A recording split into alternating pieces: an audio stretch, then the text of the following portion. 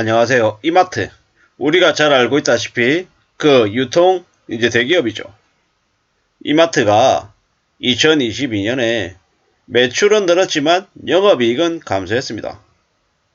이마트의 2022년 영업이익은 1451억 원, 2021년 대비 54%가 줄어들었습니다. 물론 매출은 17.7% 늘어난 29조 3천억입니다. 순이익은 21년 대비 36% 감소한 1조 158억 원입니다. 이제 세부적으로 들여다보면 2022년 4분기 실적이 좀 더 안 좋았죠. 매출은 7.5조였지만 영업이익이 223억으로 시장의 기대치보다 62%가 모자랐고요. 전년 대비는 무려 71%가 줄었습니다. 어쩌면 이게 한국의 경제 상황하고 대한민국의 내수하고 밀접한 영향을 미치지 않나 라는 생각에 말씀을 드리는 겁니다. 이마트는 우리가 잘 알고 있다시피 대형 할인점 이마트가 있고요. 창고의 할인점 이마트 트레이더스가 있고 자회사로 SCK 컴퍼니 스타벅스를 운영하는군요. 그리고 SSC.com 그리고 이제 호텔이 있습니다. 2022년에 영업이익이 제일 안 좋았던 거는 큰 요인으로 이제 두 가지가 있는데 첫 번째는 이제 스타벅스 서머 캐리백 리콜 때문인 거고요. 그 다음은 SSC.com 인수하겠다라고 해서 들인 돈 때문이죠. 희한한 거는 이제 자회사 중에 이마트24 편의점이죠. 매출은 2조 1천억 그리고 영업이익은 68억 원으로 사상 첫 이자를 냈습니다. 그리고 조선호텔앤리조트도 영업이익이 9년 만에 흑자로 돌아섰고요. 대형마트 이마트는 매출이 이제 영업이익이 추정치가 470억이었는데 실제 뚜껑 열어보니까 813억으로 되게 좋았죠. 이렇게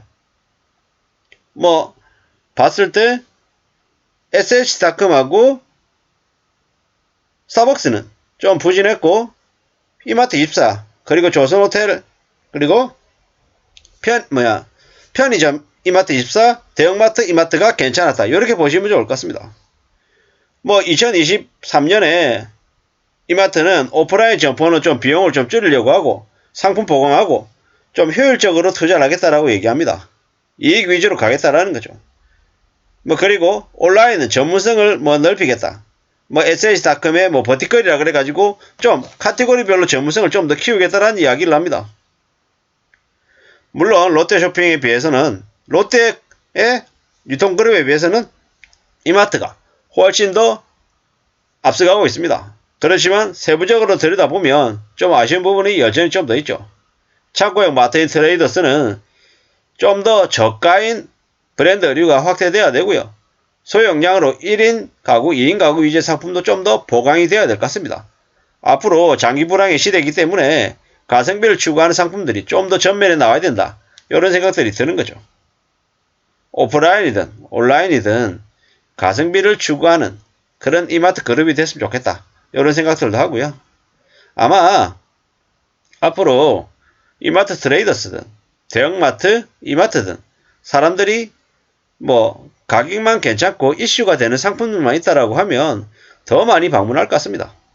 온라인이냐 오프라인이냐 보다는 어떻게든 이제 실제로 가격 대비 성능이 좋은 가성비가 괜찮은 상품들이 얼마나 있냐가 아마 더 중요할 것 같습니다. 상대적으로 이제 G마켓은 SSC.com은 좀 어려울 것 같습니다. G마켓을 이제 고가에 이제 인수를 했잖아요. M&A를 했는데 기존에 있는 이마트 SSC.com과 시너지를 낼 수 있냐라고 봤을 때는 사실 좀 쉽지 않은 것 같습니다.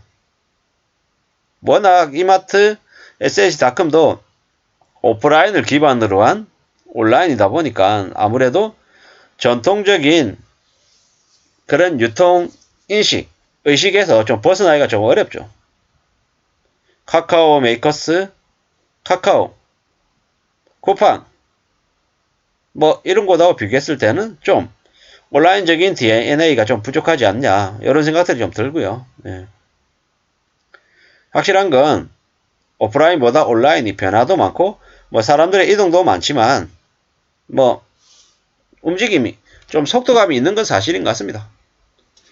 사람들이 왜 온라인 쇼핑을 더 많이 하느냐라고 봤을 때 오프라인에 비해서는 좀 더 역동적이고 뭐 반응이나 피드백들이 더 빠르기 때문인 거죠.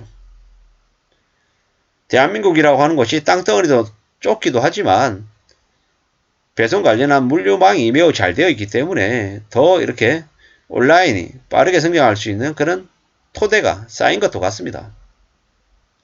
고객 입장에서 봤을 때는 뭐 앞으로 네이버를 이용한 네이버 쇼핑 되게 많이 할 거고요. 쿠팡 로켓 배송 뭐 꾸준히 더 할 것이고, 마켓컬리나 오아시스 같은 새벽 배송은 참 새벽 배송이라는 게 매우 특별한 강점, 이점을 가지고 있는 것처럼 보이지만 실제로는 뭐 그렇지 못하기 때문에 뭐 거기서만 특별히 살 수 있는 상품들이 갖춰져 있는 이런 게 아니기 때문에 좀 여전히 고전할 것 같고요. 11번가 IPO를 앞두고 있는데, 상장을 앞두고 있는데 뭐 아마존을 들여와서 처음에는 아주 크게 뭔가 좀 이루어낼 것처럼 보였지만 실제로는 어땠습니까? 용두삼이었죠. 그리고 지금 현재 11번가는 뭐 비용도 줄여야 되고 뭐 효율도 내야 되고 차별화도 내야 되는데 그런 것들이 좀 안 보이는 것 같죠. 뭐 그 외 나머지 이커머스 업체들은 사실 존재감이 없다 그래도 뭐 무방하고요. 예. 카카오 쇼핑은 카카오톡이라고 하는 그 온라인 소통 플랫폼을 기반으로 해서 여전히 계속 성장하고 있는 것 같습니다. 선물하기라고 하는 코너를 좀 더 잘 다듬어서 다양하게 이제 움직이고 있는 거죠. 물론 그 선물하기도 뭐 커피나 아니면 뭐 상품권, 뭐 발렌타인, 화이트데이 이럴 때 이렇게 선물하는 거, 요 정도에 아마 그치는 것 같고요. 나머지 뭐 최근에 뭐 뭡니까? 뭐 호텔이나 뭐 리조트 같은 뭐 숙박권 이런 것들도 선물하기를 한다고 하는데 조금은 뭐 활성화되는 건 아닌 것 같습니다. 게다가 2023년, 2020년 하반기도 마찬가지였고요. 여행 관련한 수요는 대폭발하고 있는 것 같습니다. 결국 여행도 가성비인 것 같습니다.